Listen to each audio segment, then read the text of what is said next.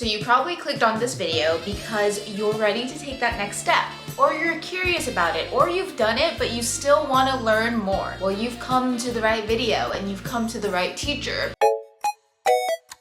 Hi, I'm Charlize. I'm your brutally honest best friend, and today we are going to talk about how to prepare for the first time. It seems very intimidating, it can be really nerve-wracking, and there are so many questions about it, what to do during it, what to do after it, what to prepare before it, and hopefully this video will put your mind at ease and you will feel more confident going into it. So without further ado, let's just get on to the video. Okay, first let's talk about how to know when you're ready. First, I want you to ask, why am I doing this? Is it because you genuinely want to do it? Are you doing this because you think everybody else around you is doing it and you just want to fit in? Are you doing it to feel cool? Or you think it's going to bring you and your partner closer? If I'm being completely honest with you, it is a factor of a relationship, but it is not a key to making a great relationship. So if you are answering these questions and you answer anything else other than the fact that you just genuinely want to do it for yourself, then maybe you need to reconsider if this is something you need to do right now. You also need to ask yourself about who you're doing it with. Does this person make you feel secure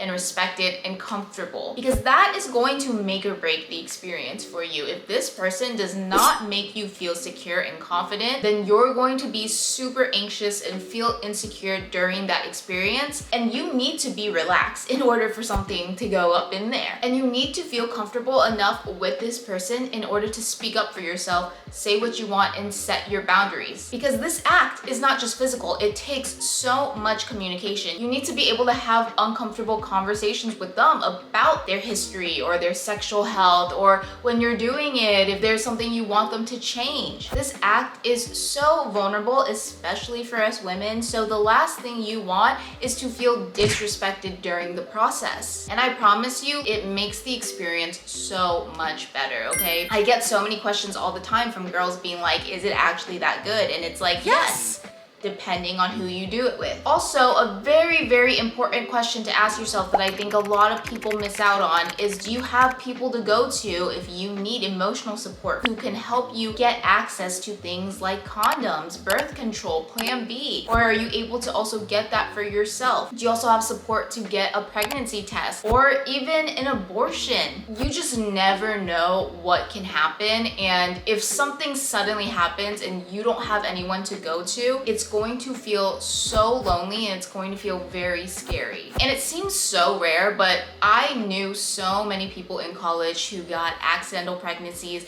and literally just didn't know what to do at all. And I can't imagine going through that alone, especially if you're not in contact with the person that you slept with. If you're in college, a lot of the nurses do testings. They will give out free condoms, give out free Plan B. I remember I got my birth control from the nurse's office. So if you're in college, I would really recommend utilizing that. And finally, ask yourself, have you gotten tested or has the other person gotten tested? Typically, if you both are virgins, it's okay, but it's still good to know that you can get tested and know the other person's sexual history, just in case. Okay, once you've asked yourself these questions and you've checked off all the boxes, now let's talk about what to prepare before the deed. Number one, of course, condoms. Girls, I don't care if you are on birth control, I highly recommend always having them wear a condom. Even if you are on birth control, if that person is not wearing a condom, then you can get so many different types of infections. If you guys didn't know, I've made videos talking about HPV and how common HPV is. 80% of people get HPV in their lifetime. I personally have HPV, and you can still get it even if you've been vaccinated, even if you wear condoms, but condoms reduce the risk. And a lot of times guys could say, hey, I don't want to wear it because it's uncomfortable or it doesn't feel the same. Well, that sucks because we're gonna put it on anyways, and you got to enforce that. When I was in college, I was always so scared to speak up for myself. I would suggest wearing a condom and then I would get told, hey, no, I don't want to wear it, or they would take it off during it. That is something so important to look out for, but you need to stand your ground. If you're looking for a brand that you want the experience to still feel good and still be safe, this is the brand to choose. I mean, the box even looks really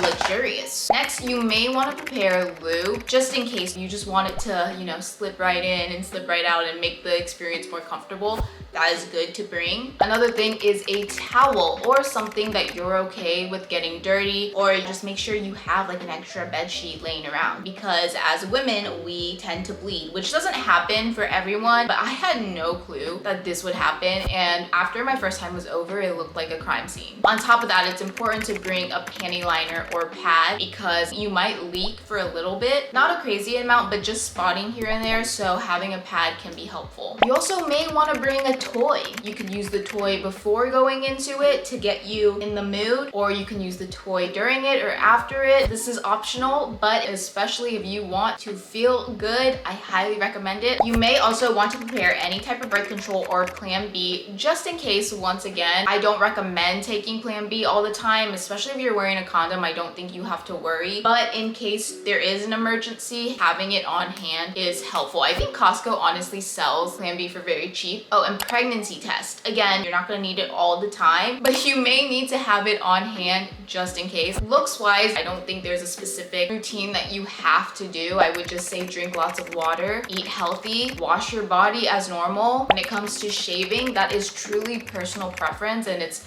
really up to you. Okay, now we're gonna talk about the actual deed. Let's just like imagine you're there. What do we do? Number one thing is you want to be as comfortable and relaxed as possible. So do what you gotta do. Play some music, light a candle, dim the lights, set the mood, ease into it. And then you're gonna do something called foreplay, which is making out, other stuff. Keep it going as long as you want until you feel comfortable, until you feel ready. And then you're gonna get into the vibe. You're like, okay, I'm ready. It's game time. Make sure he puts on a condom. And then get in position. The most basic position that everybody does, especially their first time, is when you are laying flat and they're on top. You're just laying down, you're chilling. You can be more relaxed, so I highly recommend doing that position. And you don't have to do multiple positions as your first time. Like, it's your first time, let's keep it simple. Is it going to hurt? That's the number one question. It really varies. If you do feel like it is incredibly painful, you can absolutely tell them to stop. Like I said, you really need to be able to communicate to this person you're doing it with. You can tell them how fast you want them to go, if you want them to go slower. Sometimes you could just be way too tensed up, and maybe that's just your body telling you it's not time for us yet, and you really need to listen to your body. And if you feel like it's going on for too long and you're like, I am so uncomfortable, once again, you have every right to tell the person to stop. As long as you feel good, that's all that matters. Now we're ready to talk about what happens after. Use the bathroom. Go number one, or else you're gonna get a UTI. You're gonna get some sort of infection. You may also want to shower. Do not use any body wash in that area. You're gonna give yourself an infection if you do that. Just kind of check in with yourself as well. Have an honest conversation about the experience. Like, was that good? What should we change next time? What did we like? And then you're probably going to want to do the laundry and wash the bed sheets, especially if there's blood on there. Get changed into comfortable clothes and just celebrate yourself. You're like, wow, I did that. I really did. I'm taking a next step into womanhood and adulthood. And then afterwards, you probably want to start booking for a gynecology appointment. Not only to just like get everything checked down there, but it will give you a lot of clarity. Like, I learned so much about my body when I started going to the gynecologist. And when you do the deed, that just opens up for a lot more possibilities of infection, BV, just because it does affect your pH levels. No matter what age you are, once you become sexually active, going to the gynecologist is important. I really hope that was helpful. Everything I talked about were things that like I didn't even do, but I wish I knew and I know now. But let's go into your frequently asked questions. The first one is it bad to search online about doing the deed? Technically, this is a video about it and you're looking it up online, and I don't think it's bad. I don't think it's bad in a sense of education, like stuff like this, like my girl talk videos, because these are things that a lot of people don't teach you in school. I remember when I was in college, I would watch videos all the time because I was like, I have no experience on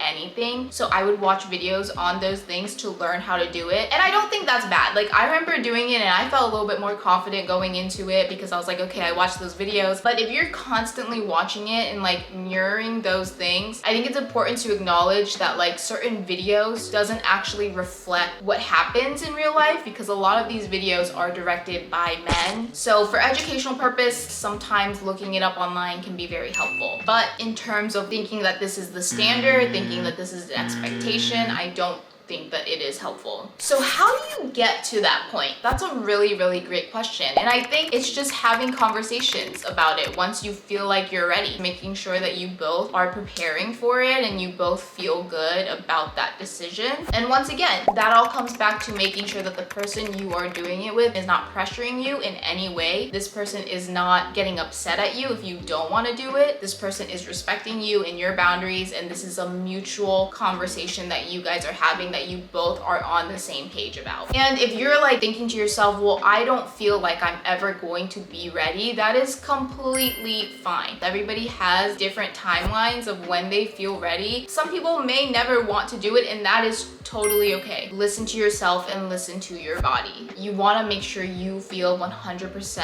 confident about your decision. Is it awkward to be fully naked in front of someone? Honestly, that's like the last thing you really think about, because there's so many other things going on in your mind that like you don't really think about it. And if you do, you can always have the lights dimmed low. You just gotta do whatever makes you feel comfortable. The first time in general is just awkward. When you do the first of anything, you're not gonna know how things work, and that's okay. That's just part of the experience. I feel like your mind is going through so many things that it's hard to feel super awkward, especially if the person you're with is also unclothed. It's kind of like that thing when you're having to do a speech and then you imagine everybody in their underwears and it makes you feel a little better. It's like the same thing. Like, you're naked, he's naked, we're all naked. What are you as the girl supposed to do during it? I don't know if any of you have heard this term pillow princess, which is like as the girl, you kind of just lay there and don't really do anything, which is honestly fine. When you're more advanced, you might maybe do some talking a little bit. Maybe you might do some touching. The more you do it, the more comfortable you're going to get to experiment with other things, and that's completely up to you and whoever you're doing it with. So I wouldn't worry about it now, like during your first time, because your first time is literally just to feel comfortable, feel experienced, get that out of the way. How many positions is fine. You can do multiple positions, but I don't think a good experience requires 10 different positions at once. So it is really up to you. Once again, you and your partner, what you guys want to experiment, what you guys want to explore. And finally, how long does it take to hit the O? For guys, it can be as fast or as long as they want it to be. For a girl, it takes us a lot of work. I'm not gonna lie. We need to be in a good mental state to get there, because we have to be comfortable in order to release. So it might take a long time. That's why I always recommend getting a toy if you don't got the time to take a long time, or put in the work for like 30 minutes to an hour. Okay, we got through it, and I am proud of you for getting through this video and staying educated, because that is very important. But I really hope you all learned something from this. These are all things that I wish I knew going into my first time, because all these questions that I answered were questions that I had. Comment below if there's any other topics you want me to talk about next time, and I will see you all next week at the same time. Bye!